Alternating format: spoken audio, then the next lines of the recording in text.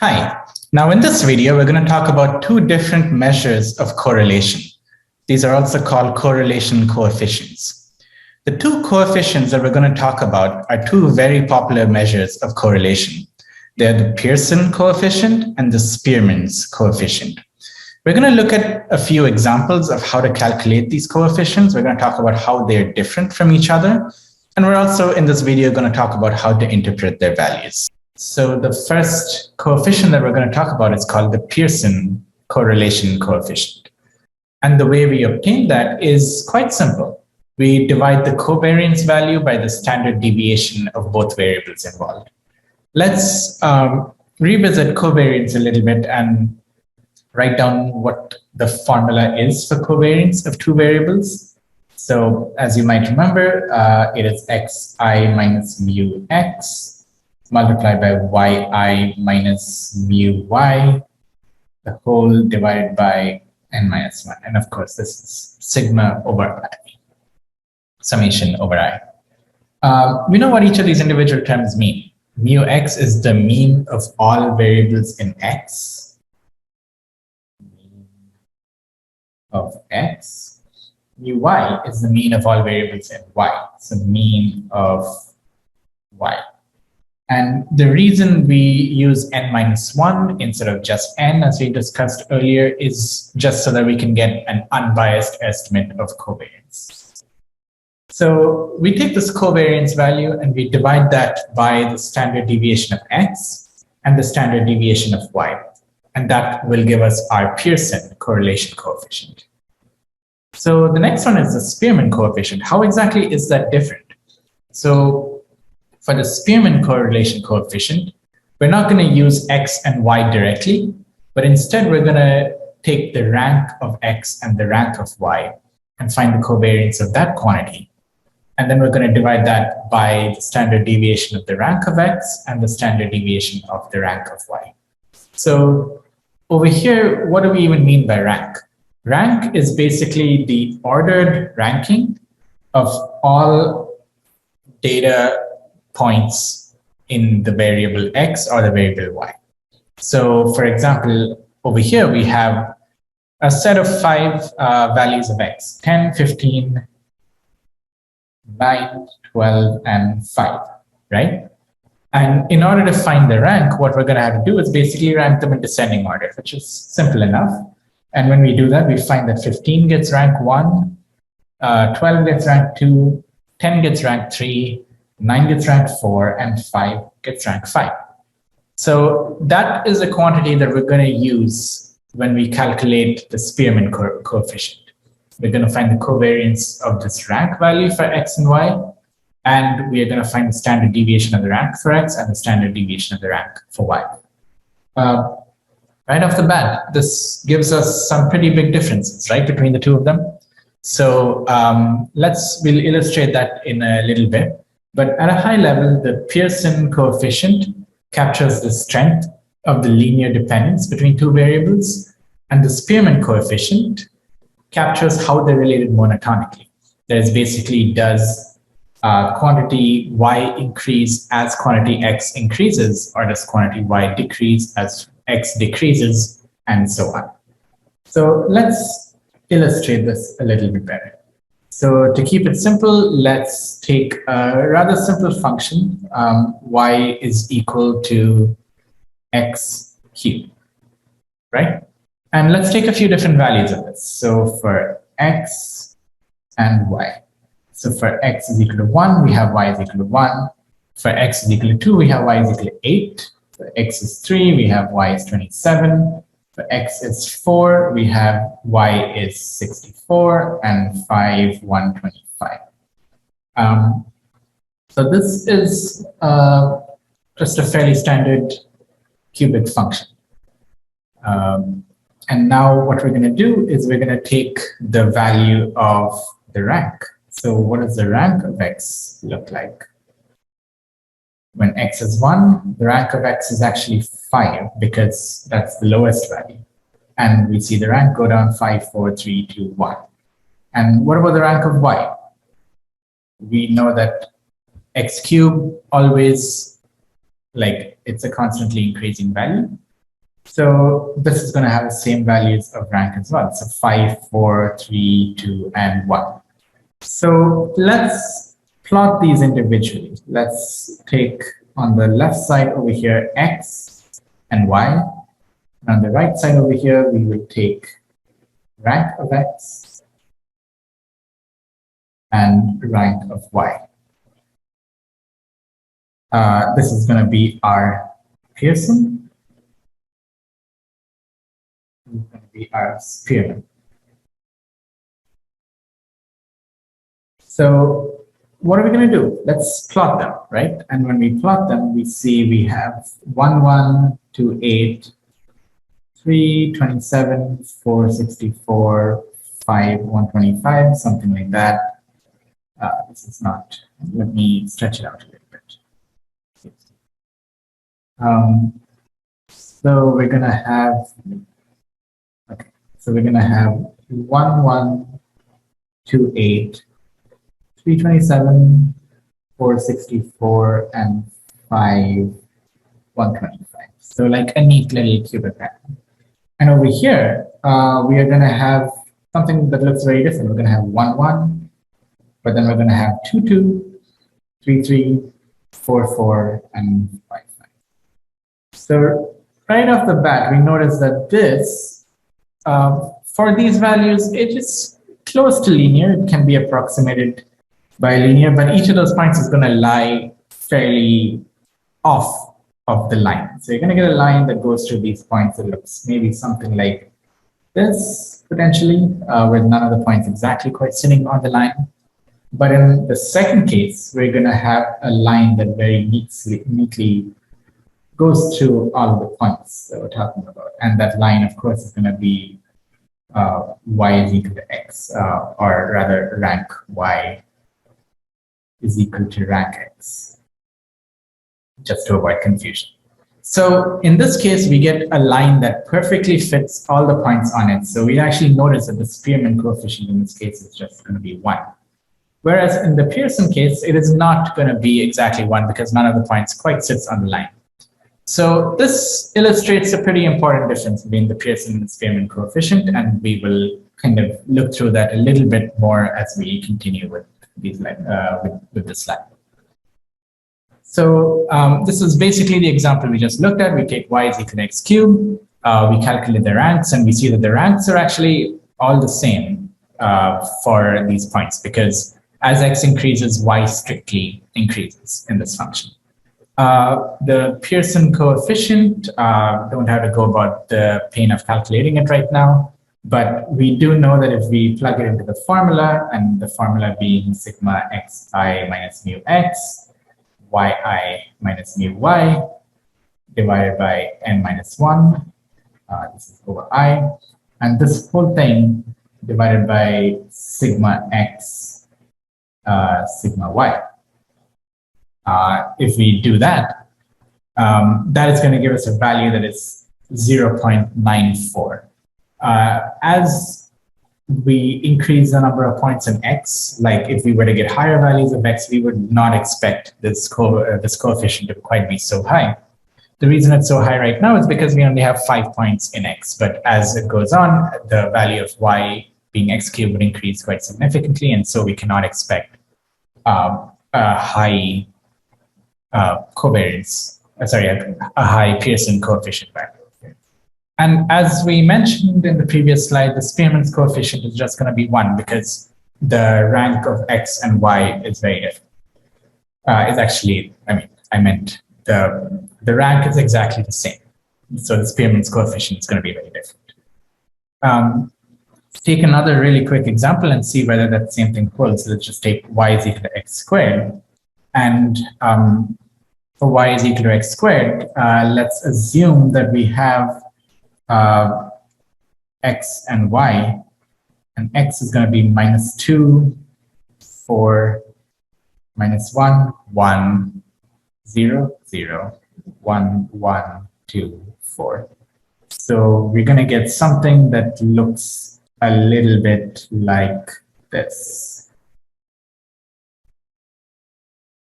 So we're going to see, sorry, this is 0. So we're going to see something that looks quite like this, right? And I mean, if you take the points over here, you take this point, this point, this point, this point, and this point, we actually get, we're going to see, just given the way this is, we're going to see there's no, we're going to see a coefficient value of 0 because there's no real linear relationship between the points in this case. However, if we were to take the Spearmint coefficient, are we going to see a value of 1 like the previous case? The answer is going to be no. And the reason it's going to be no is because when we look at the ranks of this, so the rank over here is going to be 5, 4, 3, 2, 1. But for y, it's actually going to be similar. So these two are going to have the same rank. Let's call it 5 and 5. These are going to have the same rank, so 3 and 3, and then 1. So what our rank of y versus rank of x is going to look like is it's actually going to look like we're going to have a point at 1, 5. Then we're going to have a point at 2, 3. We're going to have a point at 3, 1. And then we're going to have 4, 3. And then we're going to have 5, 5. So again, we're going to get a set of points that is not monotonically increasing with each other. So we're going to get a coefficient that I would guess by looking at this is 0, but that depends on the number of points that we have. So what we're going to have is basically a Spearmint coefficient that is not equal to 1. Let me just write this one. And Spearmint. Okay. With that, we will continue. So let's say we have two variables over here with these values for x and y. And just straight off the bat, one thing we notice by looking at this is that they follow the formula y is equal to 2x, right? Fairly simple, as x is 1, y is 2, x is 2, y is 4, and so on. So they are very, very highly correlated. So let's go about calculating the Pearson and Spearmint coefficients for this. So you don't need to take my word for it, but the mean of x is 5.5, the mean of y is 11. And this table gives us calculations for xi minus mu x, yi minus mu y, and then xi minus mu x multiplied by yi minus mu y, sorry. And then to fit them into the formula for the Spearmint coefficient, the Pearson coefficient, and we need to calculate the covariance first. So in order to calculate the covariance, we're going to have to sum up this particular column and divide by 9, right? Because we had n minus 1 in the denominator. We had sigma xi minus mu x, yi minus mu y, divided by n minus 1. That's the covariance. So that's what we're going to do. To calculate the covariance, we sum up that column, divide by 9, and that gives us a value of 18.33. And then in order to calculate the correlation coefficient, what we're going to need is the standard deviations of x and y. And it turns out the standard deviation of x, if we were to calculate from the table, is 3.028. The standard deviation of y is 6.055. And if you were to divide 18.33, which is the value obtained here, divided by each of these two values, we're going to get 1, which makes sense, right? Because if we were to look at this, we have x and we have y, and we have y is equal to 2x. So we basically have a set of points that is like this.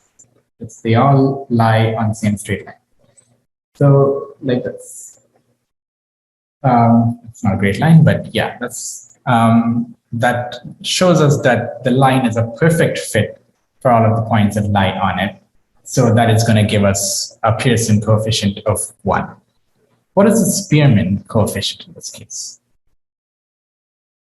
Well, it turns out since x and y vary with each other, since y is equal to 2x, the rank of x and the rank of y are also going to be the same. So in this case, we also see the Spearmint correlation coefficient being equal to 1, because as the rank of x increases, the rank of y is also increasing. So let's take another example, which is similar to the previous one. Using the previous example, what happens when y is equal to 3x instead of being y is equal to 2x in the previous case? What differences can we see? What differences can we expect in covariance and in correlation? What do we think? It turns out, let's maybe just think about it a little bit. We have the covariance is equal to xi minus mu x, yi minus mu y divided by n minus 1. N minus 1 is going to be exactly the same in this case, right? So the covariance is going to depend entirely on the values of xi and yi. In this case, the values of xi are going to be exactly the same. So it's going to basically come down to yi. And if we were to calculate the mean of y, we would see that the mean is equal to 16.5 in this case. And so let's think about what that means for the values of yi minus mu y compared to the previous case, right? So let's take just one example from the previous case. We have 2 and we have the mean being 11. So let me color that differently. So we have yi is equal to 2, mu y is equal to 11. And so yi minus mu y is equal to negative 9, right? And in this case, we have yi is equal to 3 and mu y is equal to 16.5. So yi minus mu y is equal to negative 13.5. So right off the bat, we see that there is a much larger spread in the values of yi minus mu y. And this spread is going to lead to an increased value of the numerator. It might not seem intuitive right now because you might be like, hey, okay, we have a higher spread at the lower end, but we will also have a higher spread at the higher end, right? When we're talking about 10 and 30, and they should cancel each other out, but no, they don't. And the reason they don't is because xi minus mu x is going to be negative at the lower end, and it's going to be positive at the higher end. And when you multiply two negative numbers, you get a positive number. So xi minus mu x is also changing value as we go through this data set. So no, there is not going to be any cancellation of any terms over there.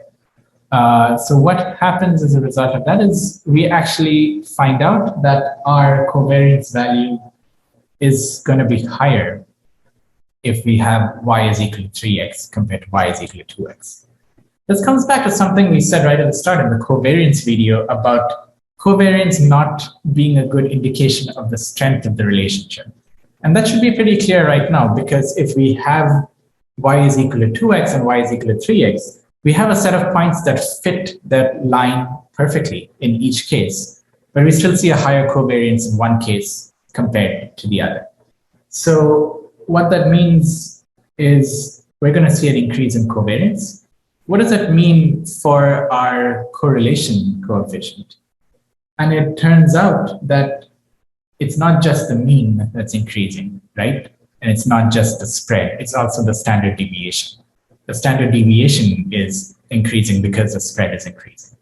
And it turns out that if you were to go through this and do the math, you would find that the standard deviation of x and the standard deviation of y basically increase by enough to compensate for the increase in the covariance.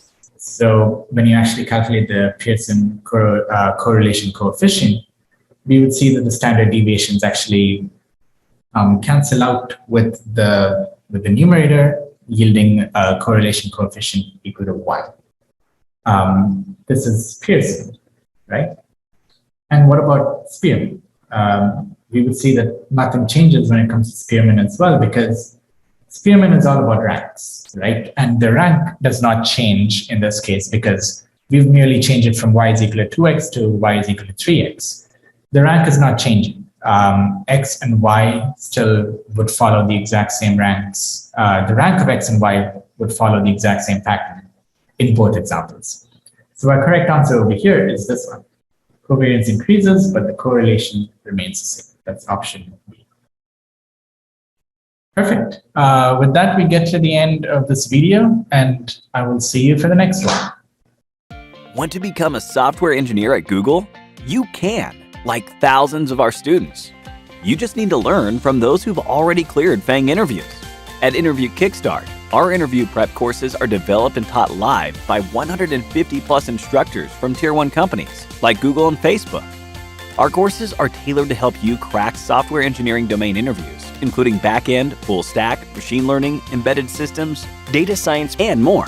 To learn more, book your free webinar slot today